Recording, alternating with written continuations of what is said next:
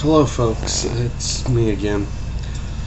Um, this time I've got a little something I need to say in regards to Bill and Doug and their latest videos.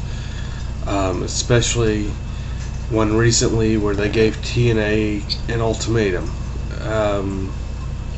Frankly, as being a former indie wrestler and as a wrestling fan, I actually agree with them on the majority of it. I don't think everything in TNA has been complete crap. I think that there have been a lot of things though that must improve, and it's got awful. And while I'm not going to give up on TNA anytime soon, I am at that point where I am very frustrated with what's going on and what I'm seeing. And having said that, I will also make my suggestions on how TNA could improve. And if anybody at TNA does happen to watch this, I mean no disrespect. I know all of you there work very hard to put on a great show. But there are areas where you can improve. And I really think that these would be great ways to help, and I think the majority of the wrestling fans would agree with me on this. I think that there are free agents that you need, and the first one's going to need no reason why. You're going to know, even you need him, and that's Rob Van Dam. Simply put, he would give so much credibility, so much wonderfulness. It's just time. Bring in RVD. Elijah Burke, Paul London, and Chuck Palumbo all have been in WWE, and truthfully, I don't think any of them got used right. I think TNA could really use them and really help build up more of a mid-card, because there really isn't much of one. You don't really have a lot of heavyweights. Burke and Palumbo could kind of help with your lack of depth there.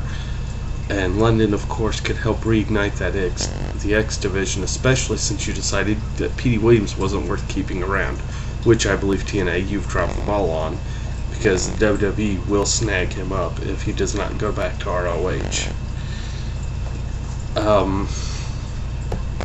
The other thing I would think is reward some of the guys who have been busting their ass to make this company. AJ, Joe, Daniels, Kaz, Lethal. There are a few others, of course, I'm forgetting, but these guys bust their butt a lot harder than most of the veterans, and it's evident in the ring. Please, make sure you take care of them. Make sure you're keeping them long term, because these guys are the backbone of your company for what's going to happen 2, 3, 5 years from now. If you don't have a good backbone of your company, and you're not thinking about where you want your company to be down that road, then you're going to end up like WCW and becoming a memory of the past. That's just simple. The one other guy I think needs to be brought in is the American Dragon, Bryan Danielson. Now, granted, I don't know what his contract situation is in ROH. With the NWA, I have no idea how his contract works out, or with what he's making wrestling how he is now. But I know full well that he would be the one guy who could push Joe, who could push Angle, could push Styles into even greater matches. Just simply, the Dragon is probably one of the 3 or 4 best technical wrestlers on the planet right now, and he has deep, and I've seen some of his stuff. I know the guy's got some good mic skills, and what he does lack, and if there are areas where he might lack, those are things that he can work on. This is TNA, not the WWE. You don't have to be perfect on your lines, but I do think that there does have to be something done. If there's any way to bring the Dragon in, bring the Dragon in. because TNA needs Bryan Danielson.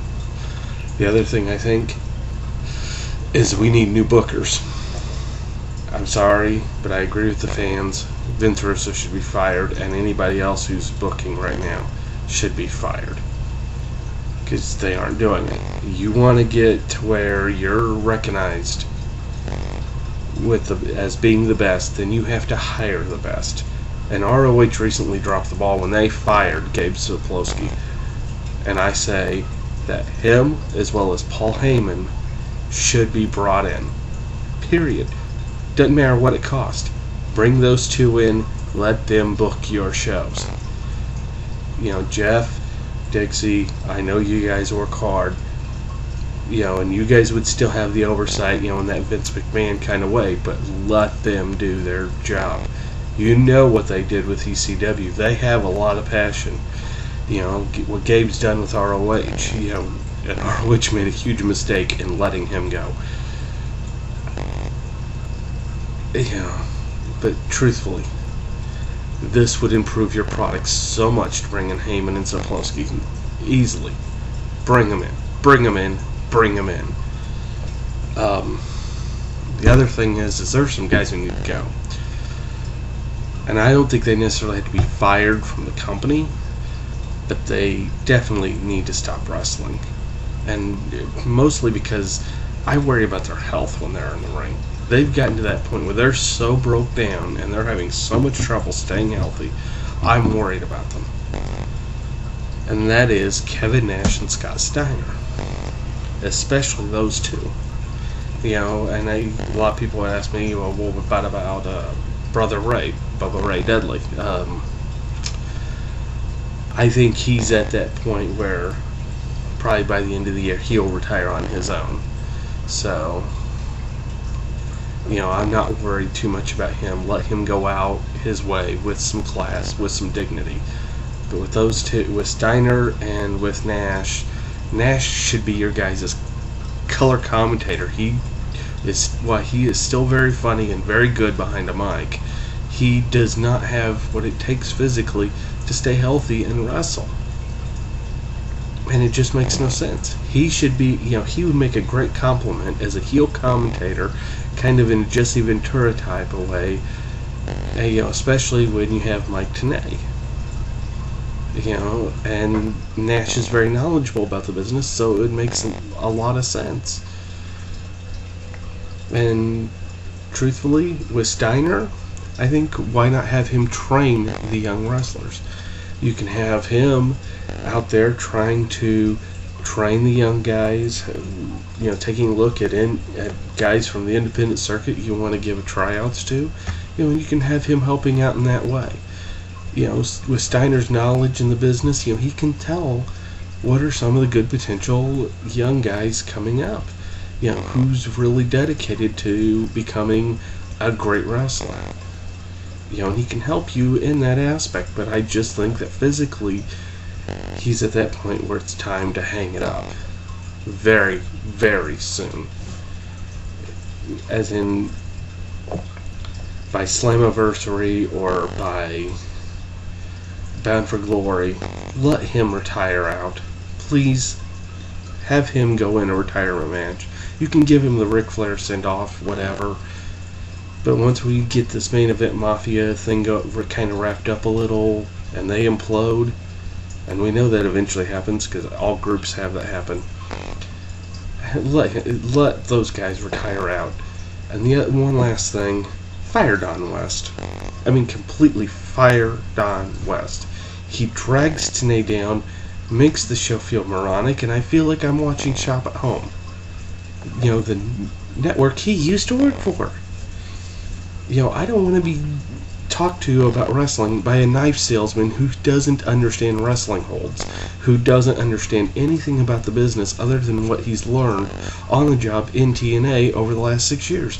Sorry, it doesn't work. He needs to go. These are my suggestions. You can take them, you can leave them. I'm looking forward to everyone's responses, and hopefully Bill and Doug, you'll respond as well. And until somebody does, see you for now.